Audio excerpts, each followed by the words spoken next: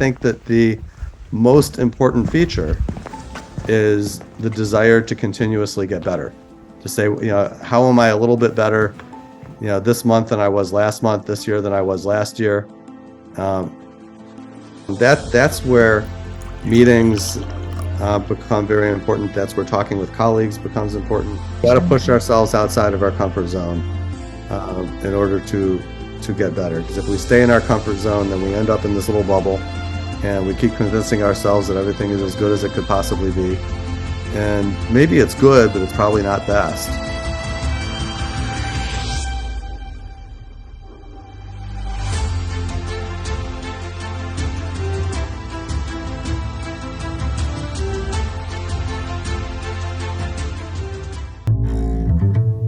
Chapter 1. Is there a coach in the house? Atul Gawande once wrote that coaching done well may be the most effective intervention designed for human performance. This is widely accepted in the world of sports. It's unheard of someone winning Wimbledon without a coach.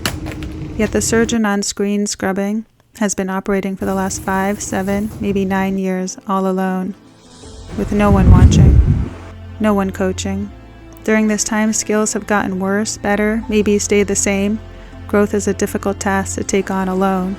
To compound things, perfection is the goal, and yet we are human, naturally shying away from the change that inevitably comes with growth, choosing instead to slip into the safety of good enough, hoping to avoid the situation our protagonist surgeon is walking into. As things are apparently not going as planned, things are not working out. And the surgeon realizes, I can't do this.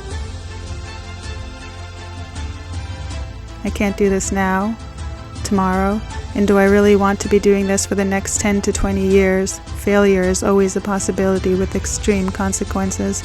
The answer, of course, yes, we want to be here, but only at our best. Because anything less, will lead to heartache, hardship, and likely burnout. It will lead to I can't do this over and over again. We don't want that. Luckily, this is not exactly how our story ends here. Let's go back. 37 days ago, our protagonist surgeon had the opportunity to sit with 4 coaches and learn 5 important lessons. You are limited in how much inspection you can do and how much pushing you'll do of your own brain.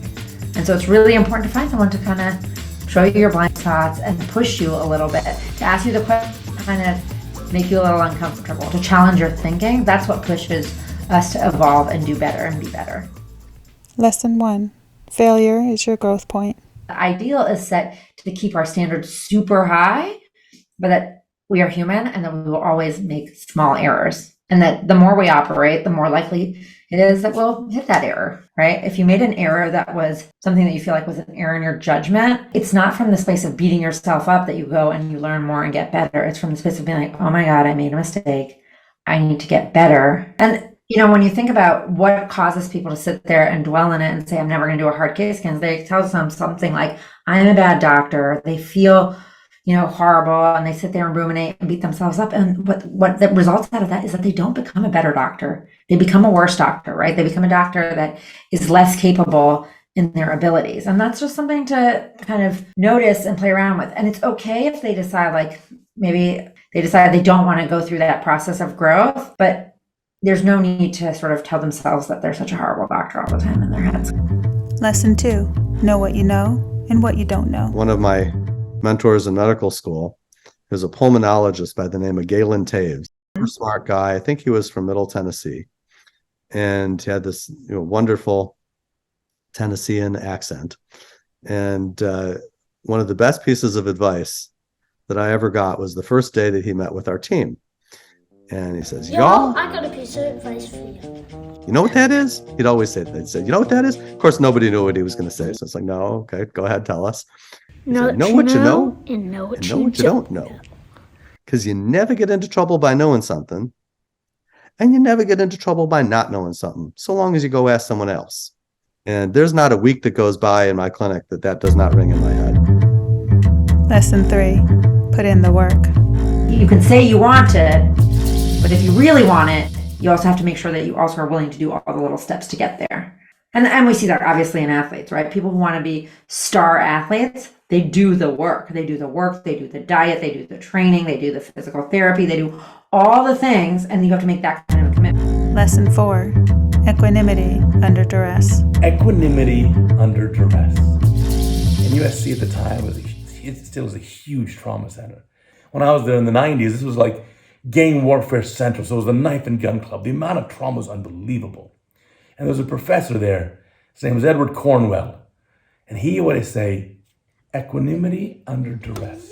And no matter what, he would stay absolutely calm. And I think that's an important thing.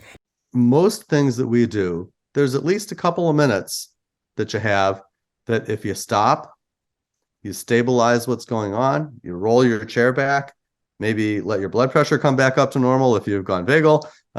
I remember when I was first out in practice, the first time I tore a capsule, I'm pretty sure I came this close to dropping, to the floor going vagal. When we are relaxed and when we are in flow, we're in our parasympathetic nervous system is much more active. So one thing you can do is really focus on getting yourself there. And when you lose confidence, your brain is telling yourself like, oh, wow, you messed up. You get to talk back to your brain. So when your brain tells you like, there's no recovery from this, or like, oh my God, you're going to mess up the whole case, or whatever it is, like, oh no, I've got this. It's okay. I know how to recover this. And like really coach yourself in your brain that way. Lesson 5. Find a mentor and share video. Fortunate, I've had some really wonderful mentors over the years. Bob Osher, who's in the room next door to me most of the time that I'm there, is just a phenomenal resource and a phenomenal friend, now over decades. And I think that that's really important. It's hard to recognize the things that we don't see. The one I think of just right off the bat is Amar Agarwal. I was learning how to do the glute IOL. I had some problems with the first case. He and Susan Jacobs, his wonderful partner, looked over those and they had some great advice. Often if it was a bad case, the last thing we want to do is relive it by looking at the tape, but it's the first thing we should do.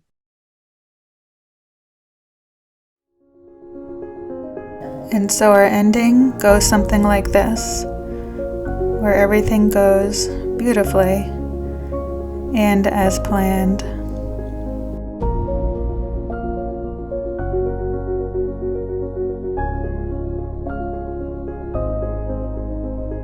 Not exactly. The graft was still lost, and the surgeon still realizes, I cannot do this. But with one small caveat, I cannot do this yet.